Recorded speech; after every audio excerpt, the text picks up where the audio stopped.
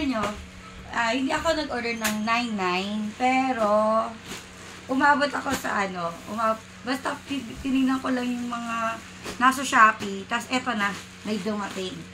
269 pesos lang lahat to. Buksan natin. Buhos ko na.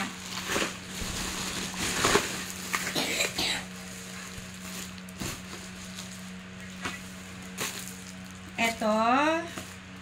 Ayan, dalawa niyan.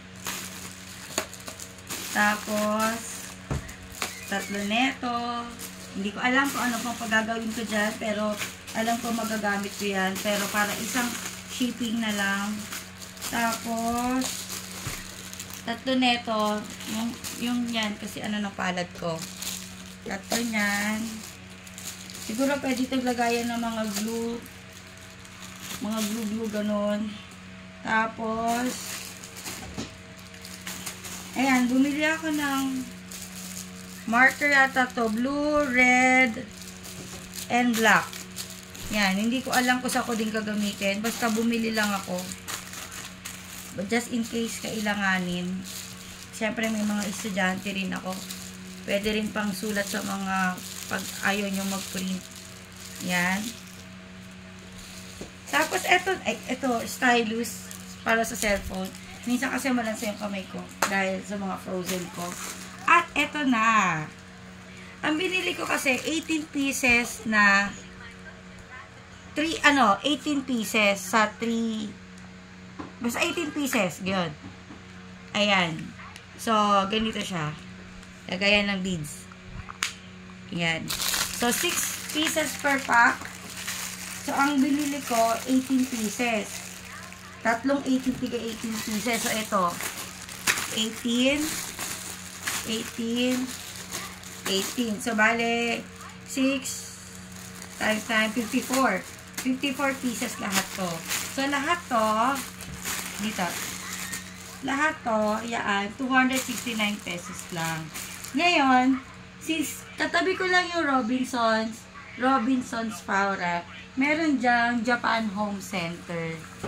Pinaghandaan ko na itong mga to.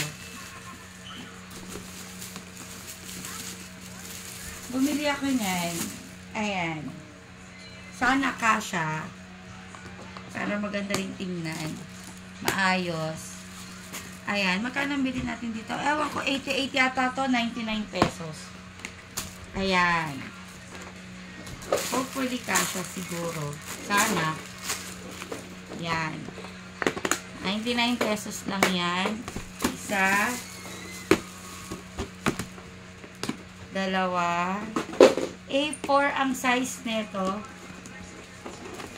Dalawa. Tapos, meron pang isa kung nabili. Ayan. Ay, ito ang A4. A5 yata ito. Ay, A4 din. Pero mas malaki to. Pero ito nakalagay A4 din. Pero mas maliit siya. Natuwa lang ako. Dapat kasi ganito. Pero natuwa lang ako dito kasi red. Red yung ganyan. Favorite color ko. Yan. So, yan lang. Ang kaligayahan ng mga painters, aside from diamond painting, is mag-collect din ng mga storage. Like this. Na pwede paglagyan para hindi makalat puno. Pero bukas makalawa, makalat na ulit. That's all for today. Bye!